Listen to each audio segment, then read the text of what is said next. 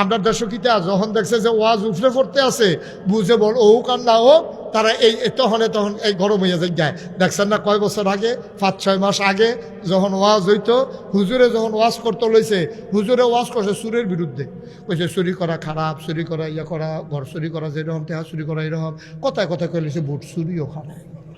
আর এটা কথার লোক আইয়া পড়ছে না সুর তো সুরে বুট চুরি লিখি থেকে আউট তারা বালা কখন যাব তো কথার লোকে যে কইয়া লাইছে বুট সুর যে আরও অসভ্য লোকে দিয়ে অসভ্য বইয়া রইছে। উনি তো সব মানুষটা এবার হচ্ছে আইস দিয়া লাইছে ফলাফেন না জানে এবার যে সুর তা হুজুরে তো সুরের বিরুদ্ধে ওয়াজ করতে গিয়া চশমা সুরের বিরুদ্ধে ওয়াজ করছে, ঘড়ি সুরের বিরুদ্ধে ওয়াজ করছে, তারপর আলু সুরের বিরুদ্ধে কইতে কইতে কইতে কইতে হুজুরে বুট চুরি আইয়া পড়ছে আর কি বাচ্চারই এবারে গেছে এবার দেখি পেয়েছে টান দিয়ে বাইক নিয়ে রাজনীতির ওয়াজ করবেন না। আচ্ছা এটা কি রাজনীতির ওয়াজ হইল? না না আপনার বিবেকে কি বুঝ্য হইল না কইবেন এটা কি রাজনীতির ওয়াজ? সুরের বিরুদ্ধে ওয়াজ, আপনি চুরি করছেন ওখানে আপনার বিরুদ্ধে ওয়াজ গেছে, এটা কি সুরের দোষ না হুজুরের দোষ?